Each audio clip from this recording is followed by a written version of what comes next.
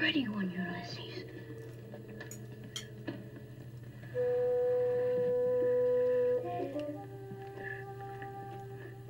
There it is.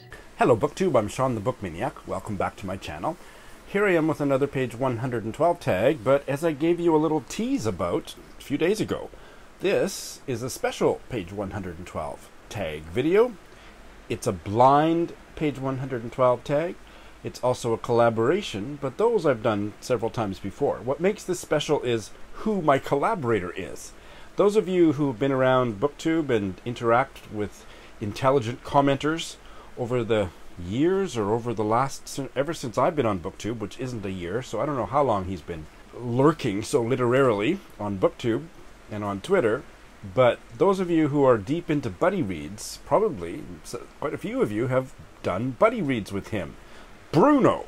And Bruno is going to be debuting his brand spanking new Booktube channel with his half of this collaboration.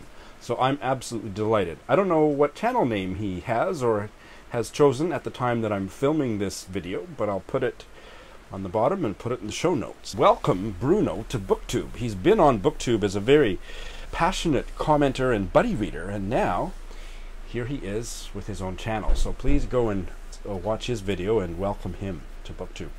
I haven't done the spiel for a while, so if you've seen this spiel 1,000 times, fast forward 2 or 3 minutes, but I'm going to give it because I haven't for a while. The page 112 tag is something that I adapted from an honest-to-goodness literary prize in France, the page 112 prize, where the literary jurors assess the long list of novels to create a short list, and their assessment consists solely of evaluating page 112 from each book, totally blind. The jurors don't know who the authors are, they don't know what the title of the book is, all they have in front of them is page 112. From that, a short list is chosen. So I adapted it as a tag, and it's popular with a subgroup of my subscribers who are religiously devoted to it, and I've adapted several versions since I launched it 7 or 8 months ago. One of them is the blind page 112 tag, where somebody sends me 3 page 112s, and I don't know what they are until the end of the video when I log on and check their email where they've told me what the books are. And this is a tweak of that, where two booktubers exchange page 112s, make their own videos, and they go live at the same time. So please go check out Bruno's video where he assesses the 3 pages that I sent him. In this video, I'm going to assess the 3 pages that he sent me. So I have studied them. I've read them maybe 3 times each. I still don't know who the writers or what the titles are, but I have thought for a bit about my reaction to these pages. So let's get started. Book number 1. Nevertheless, the years of struggling had left her with a sickly look. I got onto the crowded jumbo jet, feeling both exasperated and wretched, unable to erase the impression of her wasted face. When I arrived in Tokyo, the first thing I did was visit my father. I couldn't tell how much he was able to see or understand, but he turned toward me, smiled, and said he was glad to see me again. As he was no longer in the habit of wearing his dentures, his smile was toothless and vulnerable, like a newborn baby's. I saw relief on my mother's face. It wasn't long before I published my first novel. The next place I taught at was in the Midwest, at the University of Michigan.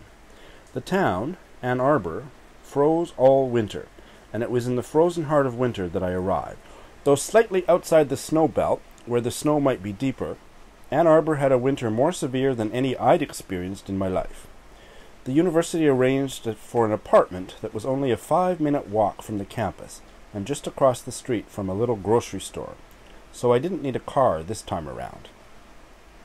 It was so cold, however, that I did need a down coat to cover me from neck to ankle, fur-lined snow boots, and big mittens. On my way to classes, I felt and looked like a penguin. No weekend walks that winter, and winter seemed to go on forever. Nonetheless, spring did arrive, on schedule. So what did you think of that? The first thing to say is this sounds vaguely familiar. So I'm going to be very curious at the end Bruno and I checked each other's Goodreads, so I'm pretty sure I haven't read it, or if maybe it's the one that I read years ago and forgot to put on my Goodreads, but it just sounds a little bit familiar, so I'm so curious about this one. This one is interesting.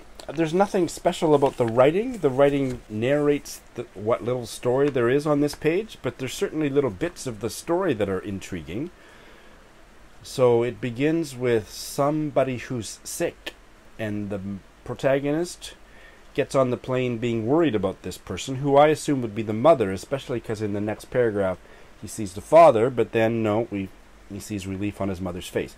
So this protagonist is probably Japanese. This doesn't read to me like translated work, but it could be. I don't know if the protagonist is a man or a woman. I just thought of that. I have no idea. But probably Japanese. Parents in Japan. So we've got the sickly whoever that he's worried about, and then his father who's failing quite a bit. And then why is the very next paragraph a one-sentence paragraph which simply states that soon afterwards he or she published their first novel? That intrigues me. And then there's a bit of a break, and the next section he's teaching in Michigan, and it's very cold. There's not much to go on here. Those are the things I'm curious about.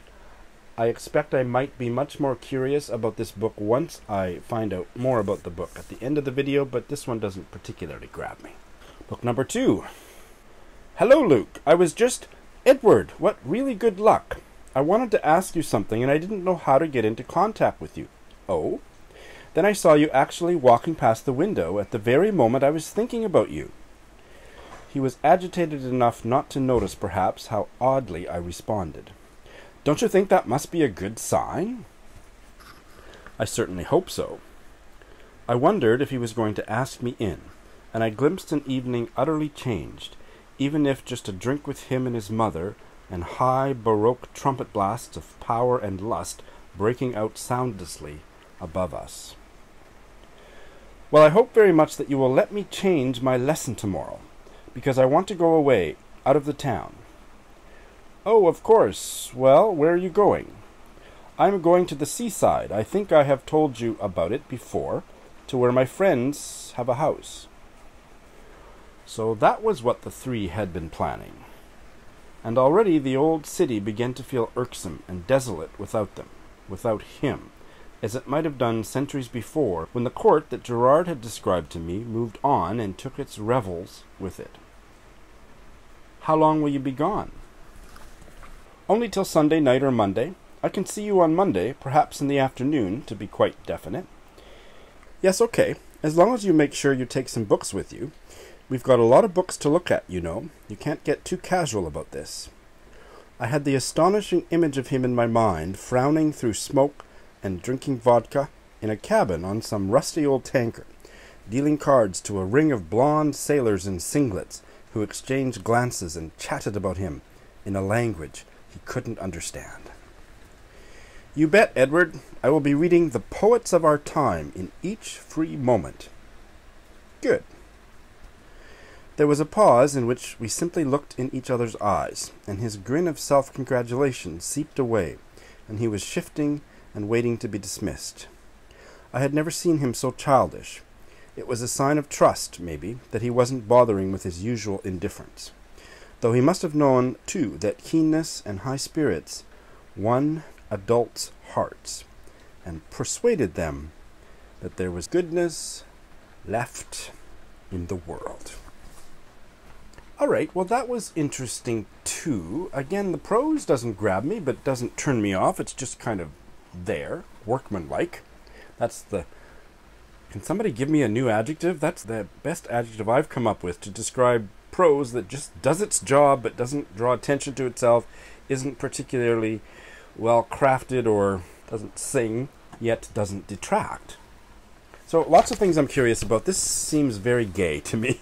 There's a homoerotic hum between Luke and Edward, maybe only one-sided, from Edward, who's obviously his teacher or thesis advisor. It seems like a university story. And I'm interested in that. That's interesting. And I wonder about Luke it's spelled L-U-C. Is he a native French speaker? Because some of his dialogue reads like translated prose. I want to go away out of the town. That sounds like a second language. It's so much I'm curious about. What is going on? The narrator, who is Edward, envisions an evening with Luke and his mother, trumpet blasts of power and lust breaking out soundlessly above us. So what's that above us part? That really caught me, made me wonder. And also, who are these three that he imagines had been planning a getaway? He felt irksome and desolate without them. So that's like, so is there some sexual, romantic interest? If he's the teacher, why would he feel irksome and desolate without his students, or at least one of them being his students? But then the simile, as it might have done centuries before, when the court that Gerard had described to me moved on and took its revels with it. Okay, interesting. That made me really more curious than most of the rest of it, although he also imagines Luke on a ship, some rusty old tanker, dealing cards to a group of blonde sailors in singlets, exchanging knowing glances. If singlet knows what I think, if singlet means what I think it does, and I did read a book called Stephen Florida about a wrestler, so I think I know what it means. That's a very homoerotic image to be imagining.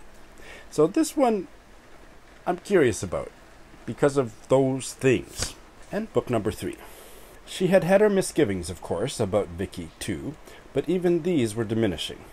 Now that Vicky was established in the Rosamond tea rooms, now the excitement of that first night was over, they saw less of each other, had not found any occasion to go out together to the River Sun, and practically only met at meals, in the lounge, or in each other's rooms a few minutes before going down to meals. Also, Miss Roach had taken the precaution of putting her comb away in her drawer when not using it, and this had made a lot of difference. It was that comb using which had put Miss Roach off. She was sure of that. It was amazing what a small thing like that could do. Vicky was all right. As long as she was kept from using Miss Roach's comb, she was perfectly all right. In fact, apart from her slightly affected ways, which were not really her fault, she was really very nice. Miss Roach liked her. Now that they were going to be together more, she must make up her mind to like her more.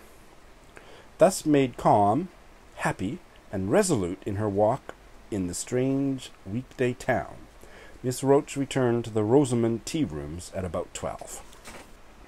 "There's been a phone call for you, Miss Roach," said Sheila, but on being questioned could not say from whom the call had come.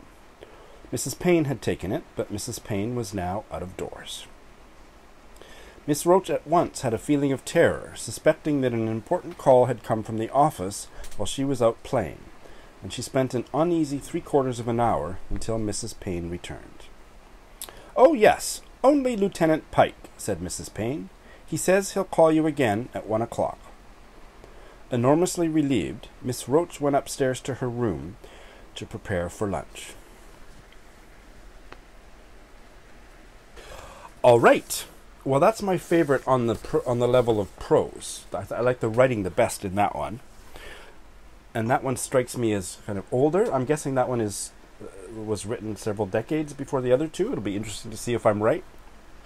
There's not a lot happening here, but what is happening here is interesting. It's third-person limited point of view. Miss Roach is the one whose consciousness we've dipped into.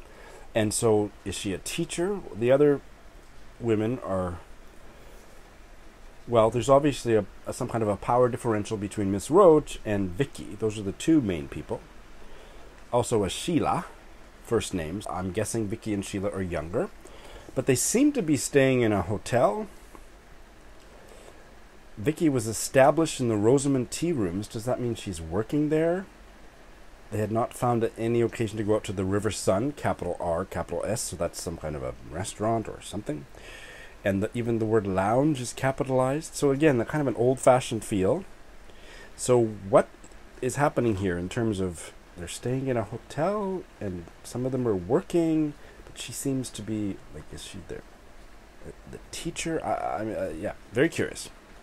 And what kind of call from her office has got Miss Roach all aflutter, and then it was only a Lieutenant Pike? I would think getting a phone call from a lieutenant would be more anxiety-provoking, but Miss Roach is enormously relieved. There's only one thing that I really, really dislike about this page, and that is the use of the adverb really twice in the same sentence. That makes me sick.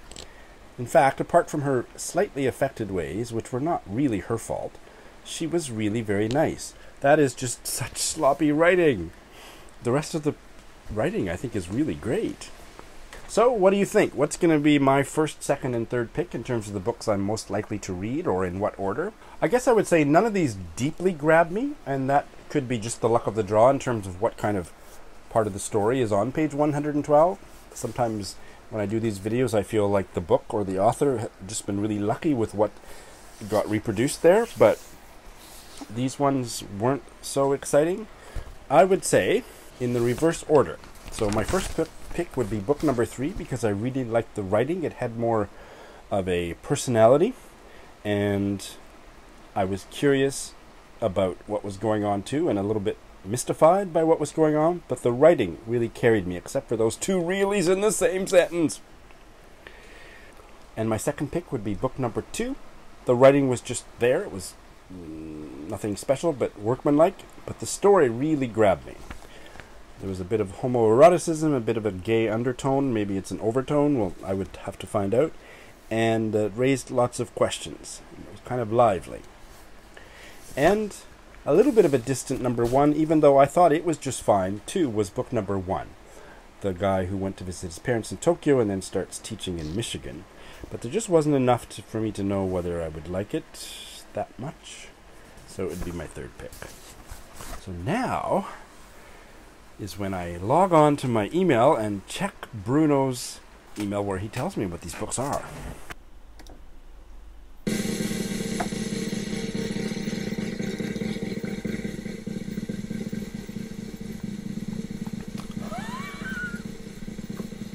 Oh my god! Well, this is so interesting. So I am aware of 2 of the writers, but my first pick, I don't know anything. Maybe I do. Maybe I do. No. My first book was book number 3, and that is The Slaves of Solitude by Patrick Hamilton. And I believe that's a series of kind of ship captain, pirate, captain something, but maybe I'm wrong. My second pick was book number 2, and that's Alan Hollinghurst's The Folding Star, and that's one of the Hollinghurst novels I have not read, so I certainly picked up on the homoerotic stuff. And book number 1, which was my third pick, is in fact a Japanese novel, and it's by a writer that I've never read, but Claire of Claire Reads Books raves about her. Minae Mizumura, and this is called A True Novel.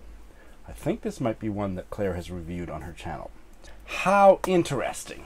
So I'm so curious, who the hell is Patrick Hamilton, Slaves of Solitude? Okay, no, I wasn't familiar with Patrick Hamilton at all. This novel was published in 1947. He died in 1962. He wrote a few novels. This one is set during the Blitz of London. Miss Roach, in fact, leaves London and goes to some suburb and lives in a boarding house. She's not as prim and proper as I imagined with a moniker like Miss Roach. Apparently she carries on with some American soldiers, and so my thought about them living in a hotel was not correct. They're staying in a boarding house, and her life is going swimmingly, all things considered, until this Vicky moves in next door, and then all hell breaks loose. So that's interesting. I would like to try it. It's an NYRB Books book. Bruno has already read it, so if anybody else out there would like to buddy read it with me, that would be great. Because yeah, I'm curious about it. The Folding Star was published in 1994, and it was a Man Booker long-listed book. I don't know if it made it to the short list. I heard mixed reviews of it at the time, and strangely, Goodreads has no plot synopsis, but it's some gay story, because all of Hollinghurst's were. But because it had mixed reviews, I've read half of Hollinghurst's oeuvre, and this is one of the 3 that I haven't read. So based on that page 112, I would be very curious to try it. I didn't really care for his most recent novel, although I thought the first two sections were brilliant and very erotic. And the Minamura's The True Novel, published in Japanese in 2002. The translated English edition was published in 2013, and it's a kind of a Japanese retelling of Wuthering Heights.